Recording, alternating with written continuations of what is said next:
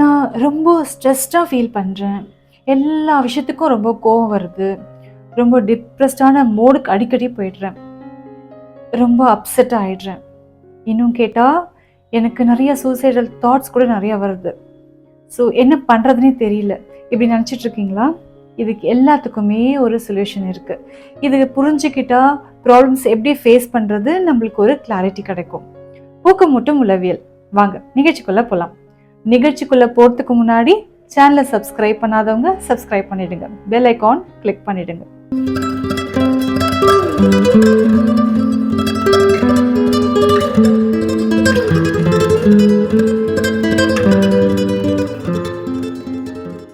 இப்போ பார்த்தீங்கன்னா கருத்துக்கும் உண்மைக்கும் நிறைய வித்தியாசங்கள் இருக்குங்க.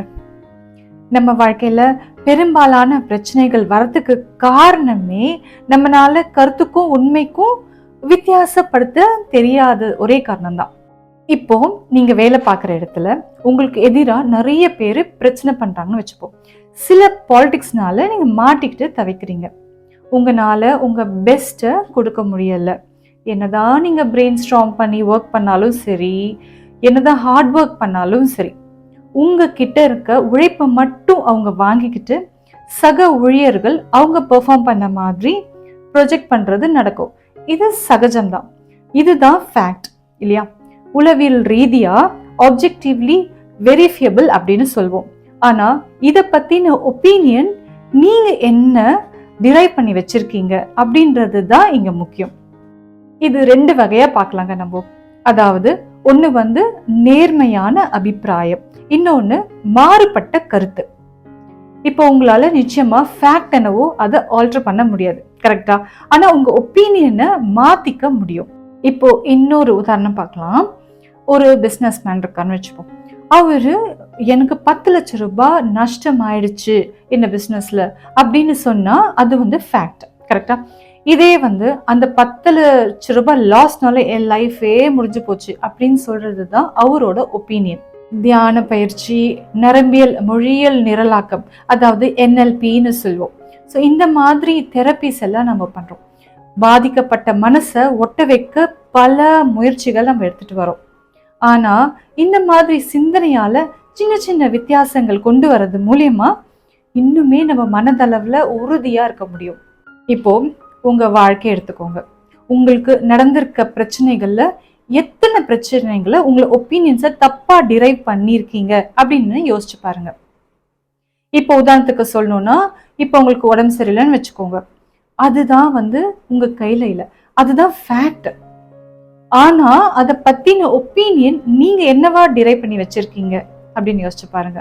ஆர் உங்களை எல்லாருமே கார்னர் பண்றாங்கன்னு வச்சுக்கோங்க. உங்களோட ஐடியாஸை ஈஸியா ரிஜெக்ட் பண்ணிடுறாங்க. உங்களுக்கு ஒரு ஒருமைப்பாடு உணர்வே இல்லாத மாதிரி சில சந்தர்ப்பங்கள், சம்பவங்கள் தொடர்ந்து நடந்துகிட்டே வருது. அதுதான் ஃபேக்ட். ஸோ இதை பத்தின ஒப்பீனியன் உங்களுக்கு என்ன, அதுதான் முக்கியம். இப்போ மறுபடியும் நான் முன்ன சொன்னேன் இல்லையா, அந்த பிஸ்னஸ் மேனோட 10 லட்சம் ரூபாய் லாஸ், அதுக்கே வருவோம். ஸோ இதுதாங்க ஃபேக்ட் இல்லையா?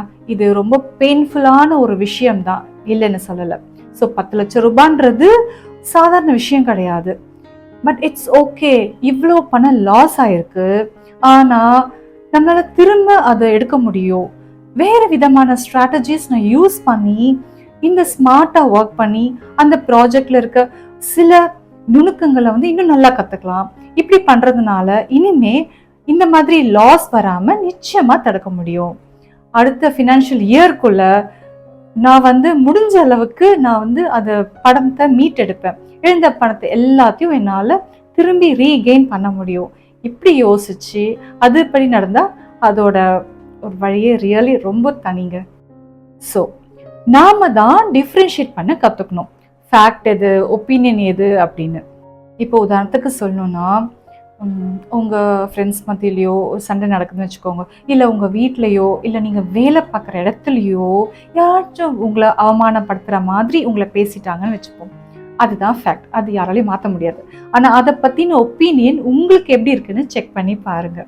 அதாவது அவங்க சொன்ன மாதிரியே நான் ஆயிட்டேன்ல, அவங்க பேசுகிற அளவுக்கு நான் ரொம்ப கீழ்த்தனமாக போயிட்டேன்ல, என்ன பண்றது, என் படைப்பு அந்த மாதிரி, என்னோட வாழ்க்கை தரம் அவ்வளோ குறைஞ்சிருச்சு, அதனால அவங்க அப்படி பேசுறாங்க, என்ன பண்றது அப்படின்னு யோசிச்சு அது நினைக்கும் போது உங்க ஒப்பீனியன் வந்து நீங்க பில்ட் பண்றீங்க. இந்த மாதிரி ஒப்பீனியன் பில்ட் பண்ணும்போது அந்த ஃபேக்ட் கொடுத்த வலியை விட நீங்க பண்ண ஒப்பீனியனோட வலி ரொம்ப ஜாஸ்தியா இருக்கும். நீங்க பார்த்துருக்கீங்களா அது? இப்போ இந்த வீடியோ பார்த்துட்டு இருக்க நீங்க ஒரு 1 or 2 minutes பாஸ் பண்ணிட்டு நீங்க ஏதாவது ஒரு பிரச்சனைய ஃபேஸ் பண்ணிட்டு இருப்பீங்கல்ல, அந்த பிரச்சனைய நீங்க கொஞ்சம் ரீகலெக்ட் பண்ணி கண்ணை மூடிட்டு அதுல என்ன ஃபேக்ட், என்ன அதை பத்தின ஒப்பீனியன் நீங்க என்ன பில்ட் பண்ணி வச்சிருக்கீங்க அப்படின்னு கொஞ்சம் யோசிச்சு பாருங்க. நீங்க ஒரு ஹோம் மேக்கரா இருக்கலாம், இல்லை ஒரு பிஸ்னஸ் மேனா இருக்கலாம், இல்லை ஈவன் ஸ்டூடெண்டா கூட இருக்கலாம். ஸோ அந்த பிரச்சனையில இருக்க ஃபேக்ட் என்ன, ஒப்பீனியன் என்ன அப்படின்னு உங்களுக்கு இப்போ தெரிஞ்சிருக்கும் இல்லையா? ஸோ ஃபேக்டை நம்ம போய் மாற்ற முடியாது, கரெக்டு தானே? ஆனால் அதை பற்றின ஒப்பீனியனை ஈஸியாக நம்ம மாற்றுறதுக்கும் சான்சஸ் நிறைய இருக்கு.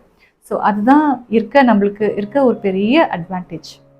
ஐசைட், மைண்ட் சைட் அப்படின்னு 2 விஷயம் இருக்குங்க.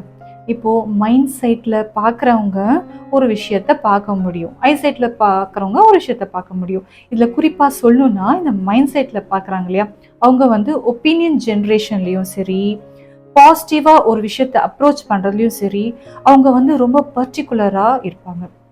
வெறும் ஐசைட்ல ஒரு விஷயத்த பார்க்குறவங்கனால அவங்களுக்கு எப்படி தோணும்னா, தப்பான ஒப்பீனியன்ஸை வச்சு அவங்க அப்செட் ஆவாங்க, டிஜெக்ட் ஆவாங்க, வீக்காக ஃபீல் பண்ணுவாங்க.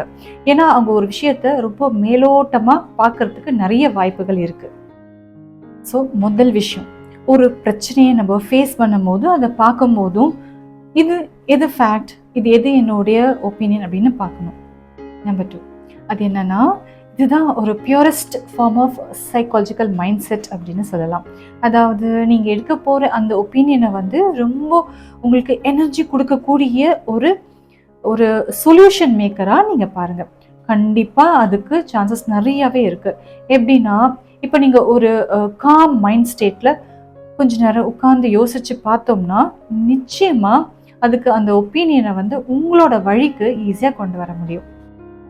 Last but not least, 3rd point, அதாவது எப்பவுமே ஒரு விஷயத்த நீங்கள் ஐஸ் சைட்டை விட்டுட்டு மைண்ட் சைட்டில் பார்க்க ஆரம்பிங்க. அப்படி பார்க்கறதுனால என்ன கிடைக்கும் அப்படின்னு நினச்சிங்கன்னா, நிச்சயமாக உங்களோட தாட் பேட்டர்ன்ஸ் வந்து ரொம்ப விரிவடையும். ஒரு அபண்டன்ட் மைண்ட் செட் வந்து உங்களுக்கு கிடைக்கும். இப்படி பண்ணுறது மூலயமா நிறைய பிரச்சனைகளுக்கு வந்து ஈஸியான சொல்யூஷன்ஸ் உங்களுக்கு நிச்சயமாக கிடைக்கும். ஸோ இதை மறக்காமல் ட்ரை பண்ணி பாருங்கள். ஸோ இப்போ உங்களுக்கு ஃபேக்ட் எது, ஒப்பீனியன் எது அப்படின்ற ஒரு விஷயத்தில் எந்தவித குழப்பமும் இருக்காதுன்னு நான் நம்புகிறேன். ஸோ இந்த நிகழ்ச்சி உங்களுக்கு பிடிச்சிருந்தது அப்படின்னா சேனலை சப்ஸ்கிரைப் பண்ணுங்கள், பெல் பட்டன் ப்ரெஸ் பண்ணிடுங்க. இந்த ஒரு காணொலி யாருக்கு ரொம்ப யூஸ்ஃபுல்லாக இருக்கும்னு நீங்கள் நினைக்கிறீங்களோ அவங்களுக்கு இதை ஷேர் பண்ணுங்கள். தேங்க்ஸ் ஃபார் வாட்சிங்.